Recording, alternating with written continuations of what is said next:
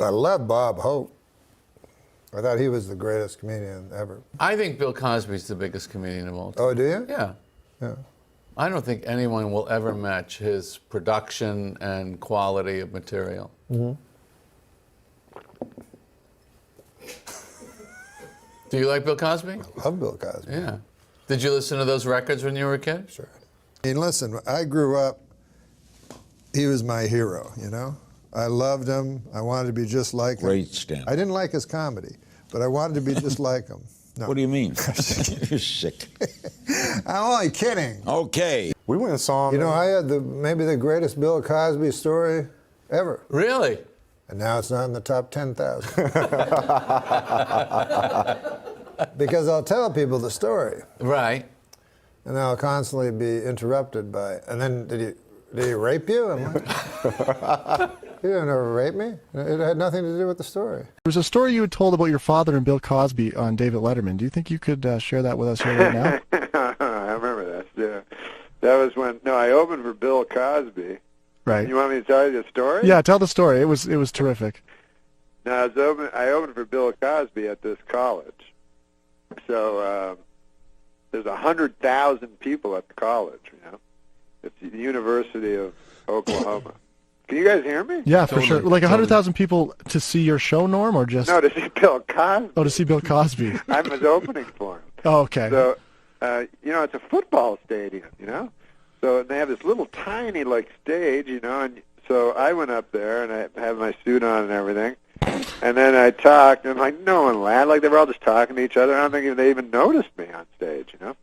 And they didn't mind that I was on stage, but they didn't boo or anything. I don't even think they saw me.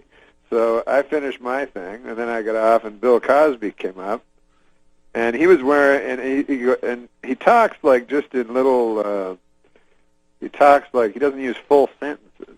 So he said, why, I was wearing a suit, he goes, why this suit, you know, suit, or something like that. So I said, no, I was trying to show the respect, you know. Bill Cosby goes, college, wear the sweatshirt and the pants, you know. So he just had a sweat suit on, you know. So, anyways, he says, this shows you how good Cosby is. He's like, he was asking the girl, like from the student union or wherever. He goes, what's going on here, you know? So she goes, well, next week we're playing Tulsa, and it's a big game, you know. So then he goes on stage and he goes, we're playing Oklahoma State. He goes, Oklahoma State! So everyone cheers, right? Then he goes, Tulsa! And then everyone boos. And then he says it slower. He goes, Oklahoma State! And then everyone like goes crazy. He goes, Tulsa! And he does this like 6 times, and the audience is going insane by the end of it, like cheering and booing. And then at the end he goes, next week I'll be playing Tulsa, and I'll be doing that bit in reverse. Ah! Then he laughs. Everyone laughs. So then they loved him. You know, they didn't even notice I was on stage. And so anyway, then the show ends. And then I'm talking to him, and I was telling him, because when I grew up, my dad and I would listen to Bill Cosby albums. He would love Bill Cosby, my dad. So I said, my dad loves you. He goes, where's your dad live? And I said, Ottawa. He goes, Ottawa.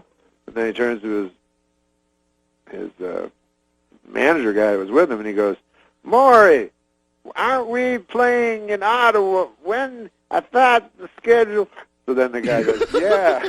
He goes, we're doing it in August. He goes, yes, take the man's name down, and we will. And so then he says, I will meet with your father, take him back, and we will speak.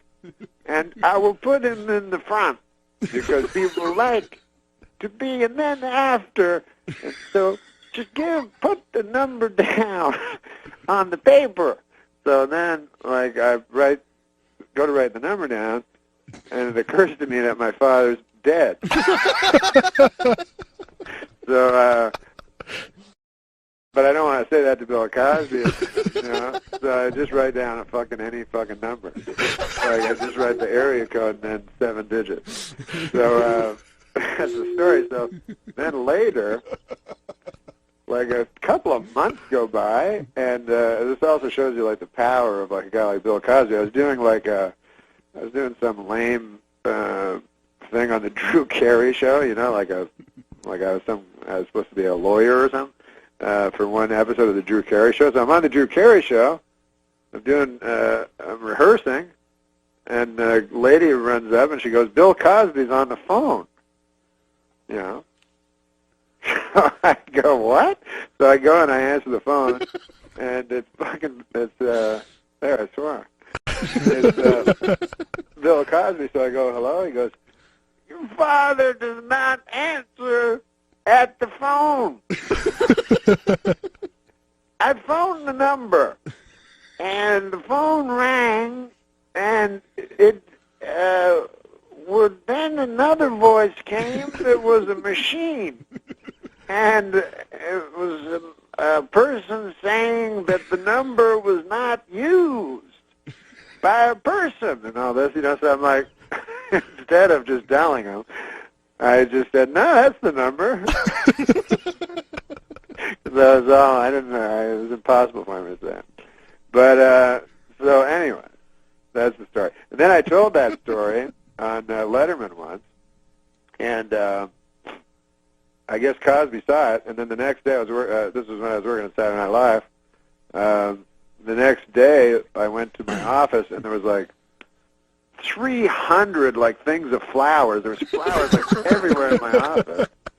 And then and then about 5 days later, like I found there was a little tiny card on one of the flowers, and it said, I hate to be the one to break. I'm doing his voice, but it said, "I hate to be the one to break it to you, but your father is long since dead." So that's the story. God damn, that was a long story. But it was good. It was good. Have you had any contact with Dr. Cosby since then, Norm? The doctor, yeah, Dr. William H. Cosby, E.D. Yeah, that's him. No, I've never talked to Bill Cosby since then. But I love that guy. How much are you bothered by the fact that this comedian who you really thought was great turns out to be this person doing horrible things? Do you separate his work from the person? Does it taint it at all? Not at all. Not Because